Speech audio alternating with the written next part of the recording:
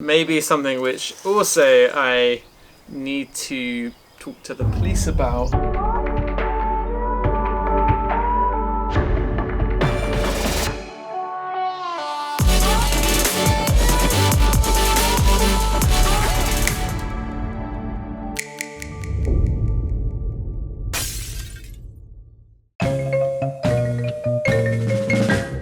So, as you may have known, I've bought this house and barn, and when we've cleared it out, there's been an enormous amount of stuff. So I've cleared out 16 trailer loads of junk, which included about 800 jars full of old rotten vegetables, tons of stuff, like old people stuff. The house was basically almost as it was left. I mean, the people who owned it before kind of went through and tried to find, like, you know, anything that they wanted or mementos. But other than that, it was crammed full of junk. I did 3 trailer trips to the recycling. We've taken a whole dumpster full of like old building material, and amongst that, you'd probably think there's going to be a few gems, and you're right. And I'm going to go through the things that I found while clearing out this old house and barn, and it spans the centuries, and it's got a few surprising things. So firstly, in one of the bedrooms, we have from 1976, Papillon. It's a slightly racy magazine for those who are interested in the older lady on holiday. Very racy. We have El Verano Caliente, the hot summer of Maria Ascarino. But the most racy part of it has to be Tortura por la Stila Inquisition. But anyway, this is some pretty racy stuff. Sort of dressed up as an interest. It's got some news in it, but I thought that was interesting. Now, other than that, so that's the racy part done with. When we were going through this room, and in one of the rooms it has a ginormous barrel, and it was just crammed full of stuff. So we're going to go in chronological order, and the first one we have is a cannonball. Now, Spain is, like most of Europe, had wars throughout the millennia.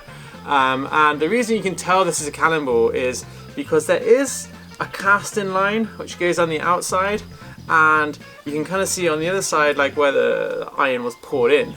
How old it is, it's quite hard to tell for cannonballs because there's a big range of dates.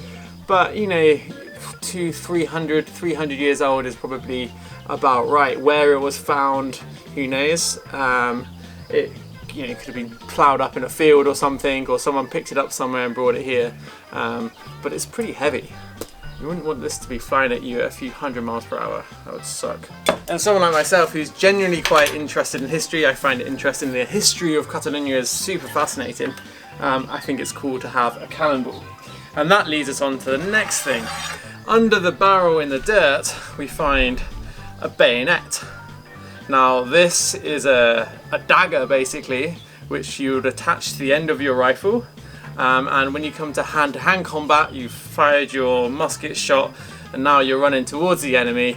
This would be, I guess, ideally plunged into your enemy, rather than fall over and stick in the ground and get stuck. But essentially, when I was doing the research, this form is quite an early bayonet. They moved on to ones with a handled dagger, so that you could use the dagger as a knife as well, rather than just something which goes on the end of your rifle. They call bayonet fitting on your light bulbs because it comes from the bayonet, where it kind of slides in and locks. This is probably either a copy of a early British design, which was also distributed a lot in Portugal, or also the British were fighting all over the place anyway, and it's probably it's probably dates from the 17th century, so a good few 100 years old. One of the random ones I think we could find. Now, as I was going through the living room, I found under like a shelf inside a dark, cobwebby, dust-filled holes, there was like a leather pouch, and a leather pouch is always a good sign for money. You've seen it in the old films, they throw the leather pouch and it's full of money, and that was not a disappointment. So in here we have these 2 bags, and wrapped up in all of this is a whole load of loot. Now, there's a lot of pennies here, or you know, whatever the equivalent is in Spain, pesetas, and they're pretty old. Some of them, they don't predate the bayonet, but they've mixed it up into two little bags of money. One of them is copper and the other one is silver. Look at these are quite beautiful coins, silver coins. This one's from 1804, 1869. So some pretty cool old coins, and when I was a kid I actually used to collect old coins, like old Roman coins and things. It's like a thing, like a hobby, flea markets. So maybe it can reignite my earlier passions. I did a quick search on eBay and these are probably worth about 30 or 40 pounds each, and the copper coins are all pretty worn and they're probably not worth very much at all, but kind of cool to have, you know. It's like a connection to the history of the property. And in this box it gets kind of a little bit more interesting because there's a bit of personal history attached to it. Right, here we have a whole wedge of notes, and they have quite varying histories. Now, how long this money has been hidden away here, I don't know, because the people who had lived in this house would have probably been not like super wealthy at any point in time, so the money would have been very important. And we have hundreds and hundreds of pesetas. So these are from 1925. Now maybe with the global recession at that point in time they devalued. I haven't really researched the history, and maybe this is something I'll come back to, but there's some pretty nice notes. So this one here is a very good condition 500 peseta note, Banco de España, and the date on it, there is a date on it, 1927. That's, I mean, in terms of something which you can use and you could kind of add to the decoration of a house which contains some of the history, I think that's a really nice object. And in the bottom of this box is a provisional card of identity, tarjeta provisional de identidad, and it is for Ramona Mascal. Oh, 1944, so interesting.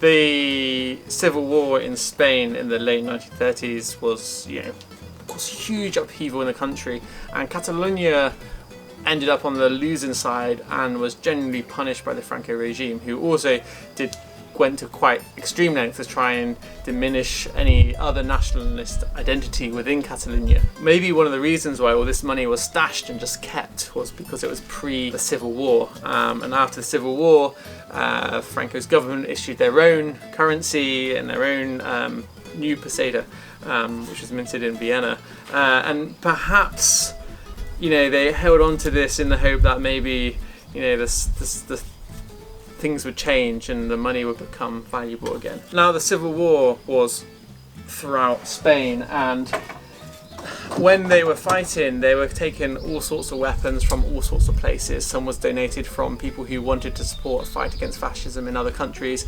and a lot of Europe kind of sort of stood out. I mean, the UK didn't really want to get involved with it, whereas Nazi Germany was sending troops to support Franco, to train them, provide them arms, munitions, bombs, planes, to really tip it in the favour of fascism, because this is what Hitler wanted. Whereas in the UK, we weren't ready for a war, and for probably many reasons, they opted to kind of stay the hell out of it, which is a shame because it left Spain in a fascist dictatorship to the 70s. Pretty recent. Anyway, so they had a lot of weapons which were coming from all sorts of places, and these are bullets which are found in the wall, in little clips of 5 and a couple of spare ones. They're unused, they're live ammunition, and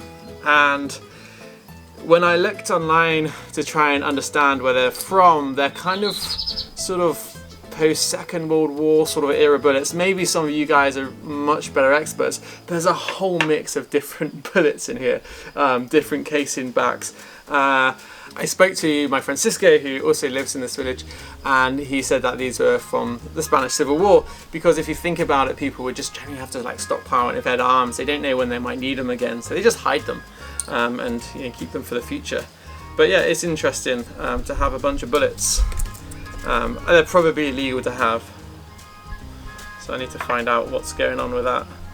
But perhaps I have to kind of hand them into the police or something. I mean, yeah, and some of these are definitely old. Now, coming on to more recent history, and probably the piece de resistance of this this video, and maybe something which also I need to talk to the police about. There's like in the barn, Day was clearing it out, give me a hand, and we found, as you do, 2 kilos of amanita, which is demolition explosive.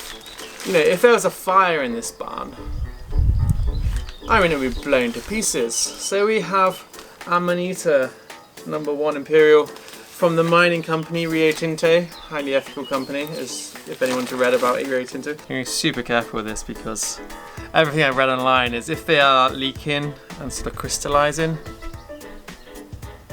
no bueno.